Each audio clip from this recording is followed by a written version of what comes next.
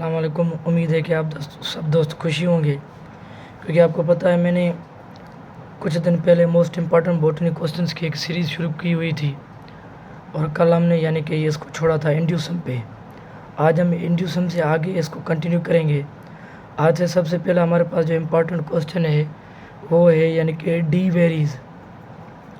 अब हम D varies को क्यों पढ़ रहे हैं, क्योंकि डी वेरीज़ यानी कि क्वेश्चन के हवाले से जो डी वेरीज़ के बारे में आता है वो ये इसलिए आता है कि डी वेरीज़ जो है ये मशहूर है अपनी म्यूटेशन थ्योरी की वजह से। इसने एक म्यूटेशन थ्योरी दी थी यानी कि 1901 में इसने अपनी म्यूटेशन थ्योरी दी थी ऑर्गेनिक एवोल्यूशन पे। तो एक सवाल तो ये आता है कि भाई डी वेरीज़ कौन सी चीज़ के लिए मोस्ट इम्पॉर्टेंट है, क्योंकि इन्होंने म्यूटेशन थ्योरी दी थी, इसकी वजह से ये इम्पॉर्टेंस रखता है। दूसरा जो डी वेरीज़ को पहचाना जाता है वो इसलिए जाता है कि डी वेरीज़ ने जब यानी कि काम किया था म्यूटेशन पे, तो इसने प्लांट कौन सा यानी कि सेलेक्ट किया था। वो जो प्लांट था उसका नाम है ओइनोथेरा लामार्कियाना। ठीक है, तो ये दूसरा क्वेश्चन है, यानी कि इनके बारे में पूछा जाता है कि इन्होंने प्लांट जो है पौधा जो है वो कौन सा सेलेक्ट किया था, तो उसका नाम है ओइनोथेरा लामार्कियाना। अगर आप ओइनोथेरा लामार्कियाना को देखें तो इस प्लांट को यानी कि क्या कहा जाता है, इवनिंग प्राइमरोज़ कहा जाता है। इवनिंग प्राइमरोज़ ये एक तीसरा भी एमसीक्यूज बन सकता है। अब हम इसे इवनिंग प्राइमरोज़ क्यों कहते हैं कि अगर आप ओइनोथेरा लामार्कियाना को देखें तो ये वो प्लांट है जिसके जो फ्लावर होते ओपन होते हैं, ओपन यानी कि नून यानी कि शाम के टाइम में इनके जो फ्लावर्स होते हैं वो क्या होते हैं, ओपन होते हैं, और यानी कि अंधेरे तक ये क्या होते हैं, कंटिन्यू होते हैं। इसकी वजह से मतलब इनके जो जैसे जैसे नून आती जाती है यानी कि 2 बजे के बाद, तो ये क्या करता है, एक्टिव होते जाते हैं, और शाम तक इनके जो लीव्स होते हैं वो क्या होते हैं, एक्टिव होते हैं। इसकी वजह से हम इसको क्या कहते हैं, इवनिंग प्राइमरोज़। ठीक है, उसके बाद जो हमारे पास दूसरा क्वेश्चन है वो ये है कि what do you mean bye speciation. अभी स्पेसिएशन के बारे में यानी कि पूछा जाता है कि ये खुद है क्या। अगर आप स्पेसिएशन को देखें कि यानी कि जो जब एवोल्यूशन होती है, कोर्स ऑफ एवोल्यूशन होता है, उनके रिज़ल्ट में जो न्यू स्पेशीज़ की फार्मेशन होती है, तो न्यू स्पेशीज़ की फार्मेशन को क्या कहा जाता है, speciation. Formation of new and distinct species, formation of new and distinct species during course of evolution. जब एवोल्यूशन होती है तो उनके रिज़ल्ट में जो न्यू ऑर्गेनिज्म पैदा होते हैं या न्यू स्पीशीज़ जो पैदा होते हैं, तो इस टर्मिनोलॉजी को क्या कहा जाता है, स्पेसिएशन कहा जाता है। ठीक है, उसके बाद जो हमारे पास दूसरा यानी कि क्वेश्चन है वो ये है कि what do you mean by Emerson effect. Emerson effect, अब इमर्सन इफ़ेक्ट होता क्या है। इमर्सन इफ़ेक्ट में अगर आप देखें तो ये क्या होता है, रेट ऑफ फोटोसिंथेसिस का इंक्रीज़ हो जाना। जब भी क्लोरोप्लास्ट को 680 नैनोमीटर की वेवलेंथ वाली लाइट या 680 नैनोमीटर से ज़्यादा वाली जब वेवलेंथ की लाइट जब लगती है, तो जो रेट ऑफ फोटोसिंथेसिस जो होता है वो इंक्रीज़ होता है। Increase of rate of photosynthesis को क्या कहा जाता है, इमर्सन इफ़ेक्ट कहा जाता है। और इमर्सन इफ़ेक्ट का एक दूसरा नाम भी है, इसको क्या कहा जाता है, enhancement effect.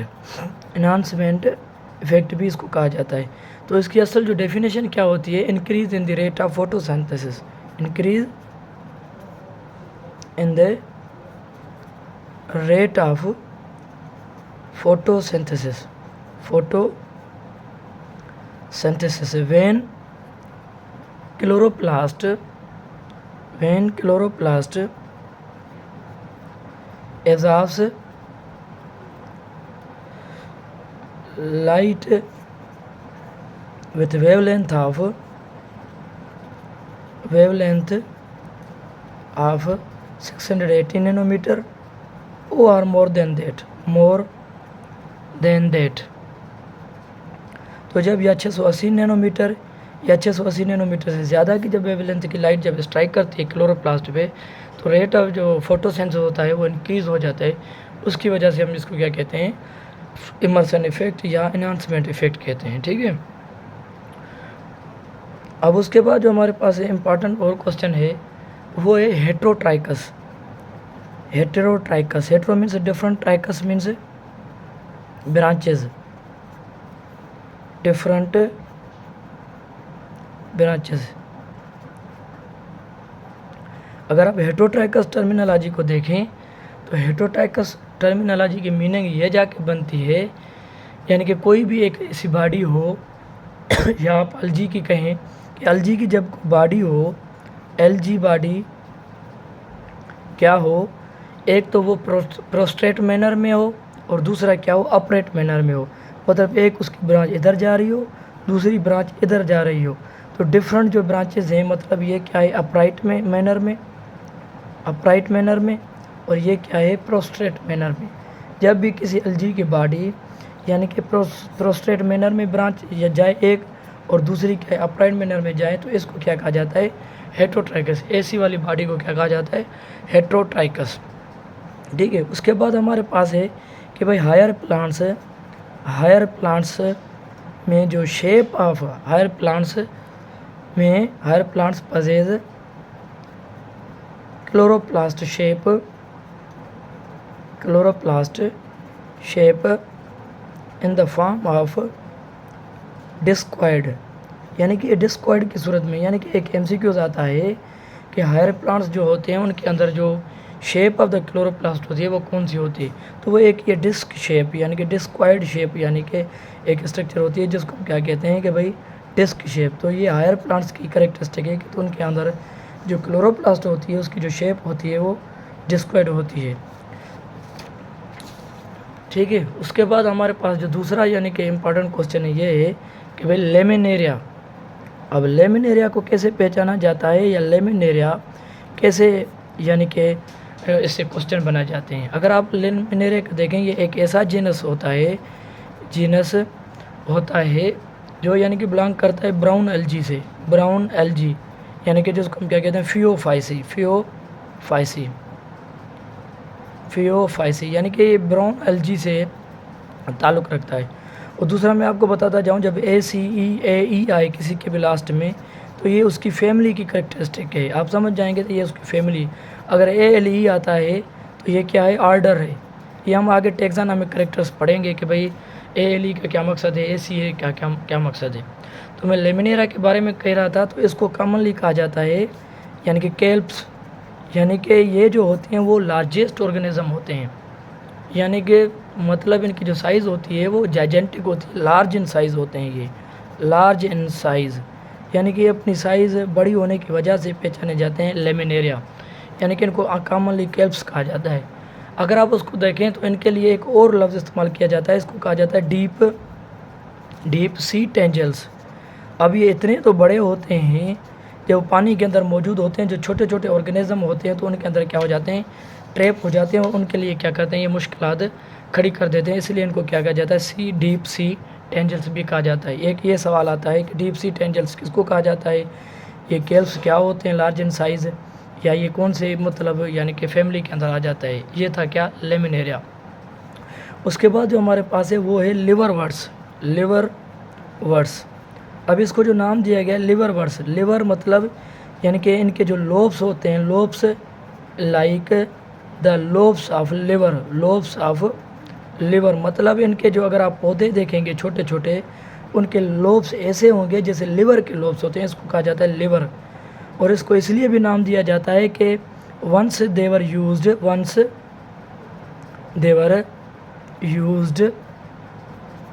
Against the disease of liver, यानी कि जो लिवर की डिज़ीज़ है उनके खिलाफ इनको इस्तेमाल किया गया, तो इसको लिए इसलिए कहते हैं लिवर। और वर्ड लफ्ज़ की माना होती है कि हर्ब्स, यानी कि जो छोटे प्लांट्स होते हैं, मतलब ये वो प्लांट्स होते हैं यानी कि इतने तो छोटे पौधे होते हैं जिसको हम जड़ी बूटियाँ कहते हैं कि इनकी जो शेप होती है like the lobes of liver, that's why we call liverworts. अब मैं आपको बताना ये चाहता था कि लिवर वर्ड्स जो होते हैं they are closely related to the mosses. अगर आप देखें जो मोसेस हैं, मोसेस को हम आगे पढ़ेंगे, जिनकी जो बॉडी होती है मास लाइक होती है, ये गुच्छे की सूरत में होते हैं, मास लाइक होते हैं, इनको आगे हम डिस्कस करेंगे। इनकी जो बॉडी होती है मोस लाइक होती है और ये क्लोजली रिलेटेड तो होते हैं लीवर वर्ड्स। ये एक मतलब एमसीक्यू है, closely related to the mosses, यानी कि कौन, लीवर वर्ड्स जो होते हैं ये मोसेस के साथ क्लोजली रिलेटेड होते हैं। ठीक है, उसके बाद जो हमारे पास यानी कि एक दूसरा क्वेश्चन है कि largest sperm are found in Cycas, यानी कि हमारे पास जो लार्जेस्ट एग होता है फाउंड इन साइकस, यानी कि साइकस क्या है। अभी साइकस हम यानी कि जिम्नोस्पर्म की जो क्लास पढ़ते हैं, साइकेडोफाइटा, नीटोफाइटा, ये दूसरी और भी जो हैं उनके पास नीटोफाइटा, तो उसमें साइकस जो होता है सबसे में इसके पास जो होता है लार्जेस्ट एग होता है, यानी कि उनकी जो साइज़ होती है वो बहुत बड़ी होती है, इसलिए हम कहते हैं लार्जेस्ट यानी कि एग। और ये कई मरतबा आ चुका है, मैंने जितनी भी IBA की टेस्ट दी हैं उसमें साइकस तो होता ही होता है। फेडरल की भी जितनी मैंने टेस्ट दी हैं उसमें ये यानी कि साइकस तो होता ही होता है कि जो लार्जेस्ट जो एग होता है वो किसके पास होता है, तो वो होता है साइकस के पास। ठीक है, उसके बाद हमारे पास जो टर्म है वो है साइथियम। अब साइथियम एक किस्म की मतलब इन्फ्लोरिसेंस होती है, इन्फ्लोरिसेंस, और ये मशहूर है। ऐसे सवाल आ जाता है कि cyathium is found in euphorbia plant, euphorbia plant, या उनके अंदर पाए जाते हैं जिनकी फैमिली होती है यूफोर्बिएसी। ठीक है भाई, क्या होता है, यूफोर्बिएसी फैमिली के अंदर यानी कि साइथियम पाई जाती है। अब इसमें क्या होता है, ये एक साइमोज का कॉमन टाइप है, साइमोज। अब साइमोज क्या है, ये एक ऐसी इन्फ्लोरिसेंस होती है जिसके अंदर जो लार्जर फ्लावर होते हैं एट द एंड होते हैं और न्यू यंग फ्लावर जो होते हैं वो नीचे यानी कि पैदा होते हैं। इनको हम आगे पढ़ेंगे साइमोज क्या होती है। ये मतलब कि डिटर्मिनेट टाइप ऑफ इन्फ्लोरिसेंस होती है, ये साइमोज इन्फ्लोरिसेंस है। और इन्फ्लोरिसेंस खुद क्या होता है, inflorescence is a group of flowers, यानी कि किसी भी एक ब्रांच पे अगर जब ग्रुप ऑफ फ्लावर्स होते हैं उसको क्या कहा जाता है, यानी कि मतलब इन्फ्लोरिसेंस। तो साइथियम एक ऐसी इन्फ्लोरिसेंस है जो यूफोर्बिया के अंदर पाई जाती है। तो इनके बाहर यानी कि क्लस्टर्स ऑफ यानी कि क्या होते हैं, लीव्स होते हैं, क्लस्टर्स ऑफ लीव्स होते हैं। एक ऐसी या मतलब यानी कि इन्फ्लोरिसेंस होते हैं जिसके बाहर क्लस्टर्स ऑफ लीव्स होते हैं और उनके जो फ्लावर्स होते हैं उनके अंदर ये मौजूद होते हैं। तो इसको क्या, मेल फ्लावर भी फीमेल फ्लावर भी, तो एक क्लस्टर्स ऑफ लीव्स के यानी कि अंदर होती हैं, तो इसको हम क्या कहते हैं, साइथियम या यूफोर्बिएसी फैमिली कहा जाता है। ठीक है, उसके बाद जो हमारे पास यानी कि दूसरा यानी कि इम्पॉर्टेंट क्वेश्चन है वो कौन सा है, वो है कि भाई एडिबल पोर्शन ऑफ मैंगो जो होता है उनके बारे में हम यानी कि देखेंगे। सबसे पहले मैं बताता हूँ, जब हमने यानी कि जो टेस्ट में अपीयर हुए थे तो उसमें पूछा गया था कि मैंगीफेरा इंडिका जो इसका बॉटनिकल नेम है इंडिका, तो उसमें पूछा गया था कि इसका जेनेरिक नेम कौन सा है, तो जेनेरिक नेम कौन सा था, मैंगीफेरा था। ठीक है, तो इंडिका हम इसको क्यों नाम देते हैं कि यानी कि इंडिया के अंदर फाउंड अप किया गया था, या इंडिया के अंदर जो भी प्लांट्स थे यानी कि मैंगो कंटेनिंग जो प्लांट्स थे तो उसकी वजह से इनको हमने नाम दिया था इंडिका, मैंगीफेरा इंडिका। सबसे पहले इसका बॉटनिक नेम आता है कि भाई इनका कौन सा है, मैंगीफेरा इंडिका। दूसरा मैंगो जो होता है ये हमारा क्या है, एक नेशनल फ्रूट है, नेशनल फ्रूट है। ये खुद एक सवाल आता है कि भाई हमारा नेशनल फ्रूट कौन सा होता है, ये भी क्या है, मैंगो है। और मैंगो हमारा जो मोस्टली सिंध का जो मीरपुर खास होता है उसके अंदर यानी कि ये ज़्यादा पाए जाते हैं, मीरपुर खास, ठीक है ना, उसके अंदर ये पाए। सारे ये MCQs हैं। उसके बाद हम मैंगो की बात कर रहे थे कि मैंगो का जो एडिबल पार्ट होता है वो कौन सा होता है, एडिबल पार्ट। सबसे पहले मैं आपको एक चीज़ बताना चाहता हूँ, जो मैंगो का जो फ्रूट होता है उसको कहा जाता है ड्रूप। ये एक खुद MCQs है कि कभी कभार पूछा जाता है कि जो फ्रूट होता है मैंगो का वो कौन सा है, उसको कहा जाता है ड्रूप। और अगर आपसे कोई पूछे what do you mean bye drupe, ये ड्रूप वो होता है जिसका जो एंडोकार्प होता है वो क्या हो, हार्ड हो, और उसके बीच में क्या हो, मीज़ोकार्प हो, और मीज़ोकार्प्स के अंदर यानी कि मतलब माफ़ कीजिएगा ये मैंगो पता नहीं कौन सा अजीब बन गया। एक होता है एपिकार्प और दूसरा होता है मीज़ोकार्प, और तीसरा जो होता है एंडोकार्प हो। इनका ड्रूप उसको कहा जाता है जिसका एंडोकार्प क्या हो, हार्ड हो, और आउटर मोस्ट जो लेयर होती है वो एपिकार्प हो, और मीज़ोकार्प क्या होता है, ये एक फ्लैशी होता है, फ्लैशी। जो एडिबल पार्ट ऑफ मैंगो होता है वो क्या होता है, मीज़ोकार्प होता है। तो ये देखो सिर्फ मैंगो पे कितने हमारे एमसीक्यूज़ बन सकते हैं। मैंगीफेरा का जेनरिक नेम, नेशनल फ्रूट या कहाँ पे ज़्यादा पाए जाते हैं, उनका एडिबल पार्ट कौन सा है, इनके फ्रूट को क्या कहा जाता है, या एपिकार्प, मीज़ोकार्प या एंडोकार्प क्या था। तो ये आज के लेक्चर का ये आखिरी इंपॉर्टेंट क्वेश्चन था। इंशाल्लाह सुबह से हम इसको आगे कंटिन्यू करेंगे। मैं बार बार आपको बता रहा हूँ कि मैंने कोई भी चार्जेस नहीं ले रहा हूँ अपने इस लेक्चर्स के। जो भी मैं इंपॉर्टेंट आपको क्वेश्चन दे रहा हूँ, सो मेहरबानी करके आप मेरे यूट्यूब चैनल को सब्सक्राइब करें और बेल आइकन को क्लिक करें। जैसे भी मैं न्यू वीडियो बनाऊँगा तो आप उसको यानी कि हासिल कर सकेंगे। अल्लाह बेहतर करेगा, अल्लाह करे आप सब कामयाब हो जाओ। फर्स्ट इंटर को मैं बार बार कह रहा हूँ कंसंट्रेशन के साथ पढ़ो। उसके बाद जो मैं ये टर्म्स डिस्कस कर रहा हूँ उसको पढ़ें। और एक चीज़ मैं आपको बताना चाहता हूँ, लास्ट में मैं क्या करूँगा, सारी जो मेरे पास 4-5 पास्ट पेपर्स हैं वो हार्ड में पड़े हुए हैं वो भी डिस्कस करूँगा। उसके बाद मैं 2-3-4 लेक्चर जो है मैं जो है वो जनरल नॉलेज पे भी बनाऊँगा इंशाल्लाह। यानी कि आपको ये चीज़ें पसंद आएंगी और आप कामयाब होंगे, एक दिन आप लेक्चरर बनेंगे। Thank you.